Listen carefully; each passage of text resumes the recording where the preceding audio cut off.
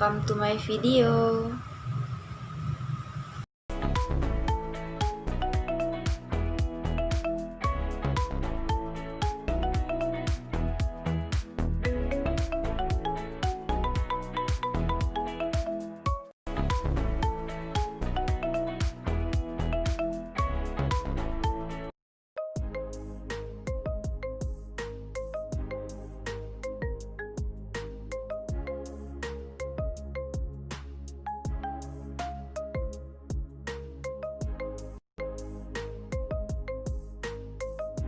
Assalamualaikum warahmatullahi wabarakatuh. Baik, pada kesempatan ini saya akan menjelaskan tentang desain pesan dan karakteristik siswa dalam pembelajaran. Desain pesan. Pesan merupakan informasi yang akan disampaikan oleh komponen lain, dapat berupa ide, fakta, makna, dan data. Pandangan lain dikemukakan bahwa pesan pada dasarnya adalah hasil atau output bentuk biasa berupa kalimat pembicaraan lisan, tulisan, gambar, peta, ataupun tanda dan sebagainya.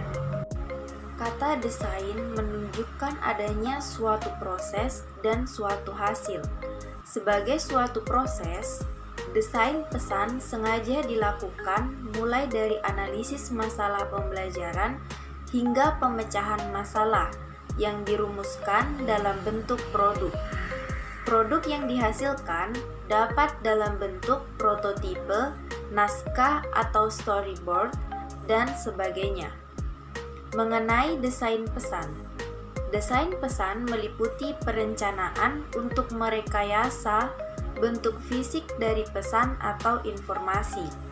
Hal tersebut mencakup prinsip-prinsip perhatian, persepsi, dan daya serap yang mengatur penjabaran bentuk fisik dari pesan atau informasi, agar terjadi komunikasi antara pengirim dan penerima. Flerning dan Levy dalam Seal dan Rich 1994 membatasi pesan pada pola-pola isyarat atau simbol yang memodifikasi perilaku kognitif, efektif, dan psikomotor.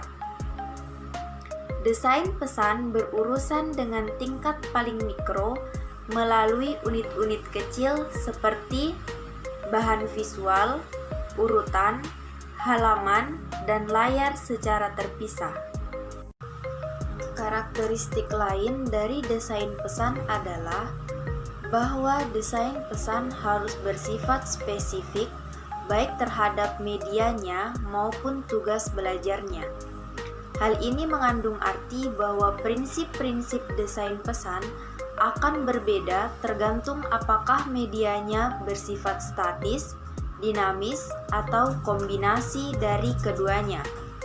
Misalnya, suatu potret, film, atau grafik komputer.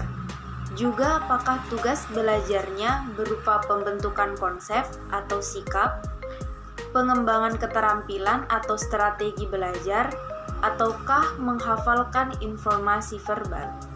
Karakteristik isi pesan. Pesan mengandung unsur-unsur sebagai berikut.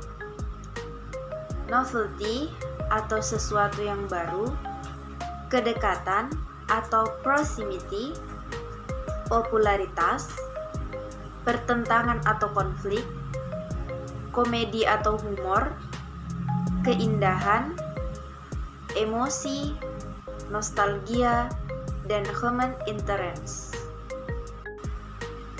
Daya tarik pesan, fear to the peers, ancaman bahaya sehingga menimbulkan rasa takut.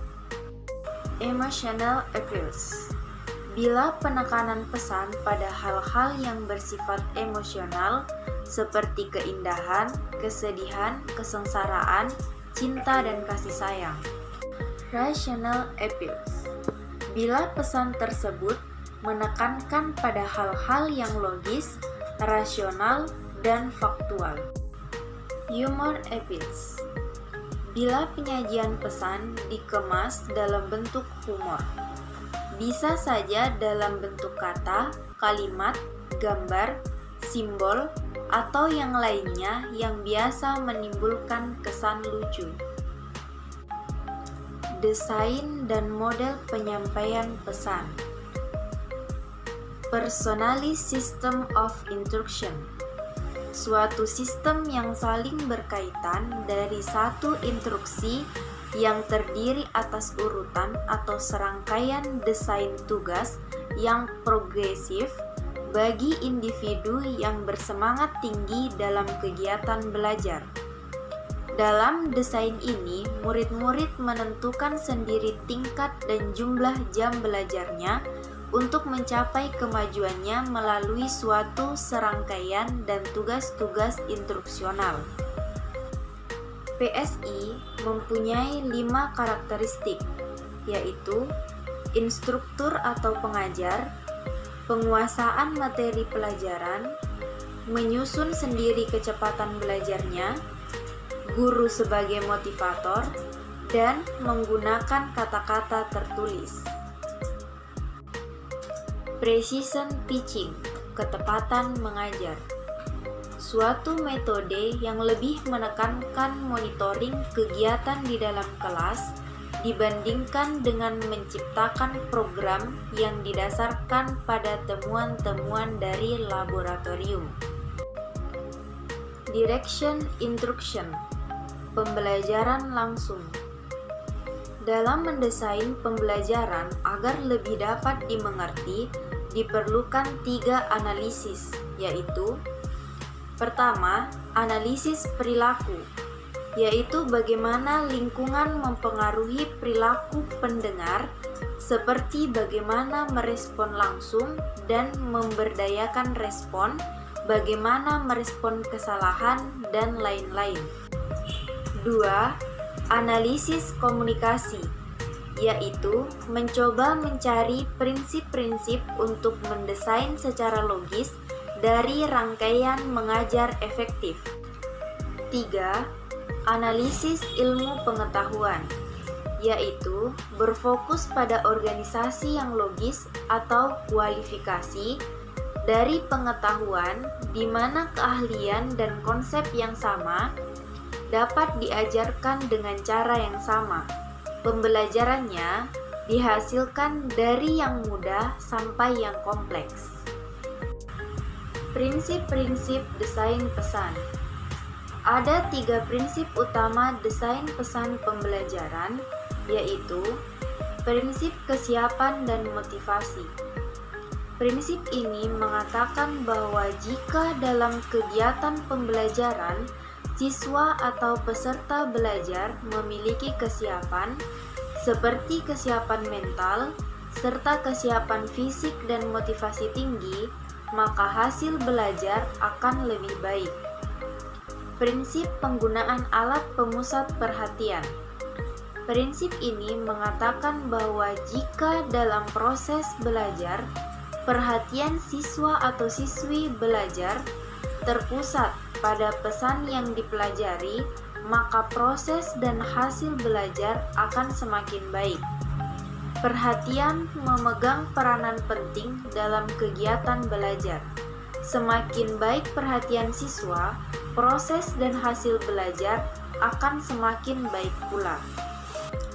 Cara-cara yang dapat digunakan untuk mengarahkan perhatian siswa antara lain mengaitkan pelajaran dengan pengalaman atau kehidupan siswa, menggunakan alat pemusat perhatian seperti peta konsep, gambar, bagan, dan media-media pembelajaran visual lainnya, menghubungkan pesan pembelajaran yang sedang dipelajari dengan topik-topik yang sudah dipelajari, menggunakan musik penyeling, menciptakan suasana riang, teknik penyajian yang bervariasi, dan yang terakhir, mengurangi bahan atau materi yang tidak relevan. Prinsip partisipasi aktif siswa meliputi aktivitas, kegiatan, atau proses mental, emosional maupun fisik Contoh aktivitas mental misalnya mengidentifikasi, membandingkan, menganalisis, dan sebagainya. Sedangkan yang termasuk aktivitas emosional misalnya semangat, sikap, positif terhadap belajar, motivasi, keriangan, dan lain-lain. Contoh aktivitas fisik misalnya melakukan gerak badan seperti kaki, tangan untuk melakukan keterampilan tertentu. Karakteristik siswa. Karakteristik siswa adalah keseluruhan pola kelakuan dan kemampuan yang ada pada siswa sebagai hasil dari pembawaan dan lingkungan sosialnya, sehingga menentukan pola aktivitas dalam meraih cita-citanya. Setiap siswa mempunyai kemampuan dan pembawaan yang berbeda. Siswa juga berasal dari lingkungan sosial yang tidak sama. Kemampuan, pembawaan, dan lingkungan sosial siswa membentuknya menjadi sebuah karakter tersendiri yang mempunyai pola perilaku tertentu. Pola perilaku yang terbentuk tersebut menentukan aktivitas yang dilakukan siswa, baik di sekolah maupun di luar sekolah. Aktivitas-aktivitas diarahkan untuk mencapai cita-cita siswa, tentunya dengan bimbingan guru. Macam-macam karakteristik anak. Pertama, karakteristik biologis. Kedua, karakteristik psikologis. Ketiga, karakteristik inteligensi. Keempat, karakteristik bakat. 3 kelompok karakteristik siswa. Pertama, karakteristik yang berkaitan dengan fisiologis. Karakteristik ini meliputi jenis kelamin, kondisi fisik, usia, panca indera, tingkat kematangan, dan sebagainya. Kedua, karakteristik yang berkaitan dengan psikologis. Karakteristik ini meliputi bakat, minat, motivasi, inteligensi, gaya belajar, emosi, dan sebagainya. Ketiga, karakteristik yang berkaitan dengan lingkungan. Karakteristik ini meliputi etnis, kondisi sosial ekonomi, kebudayaan, dan sebagainya.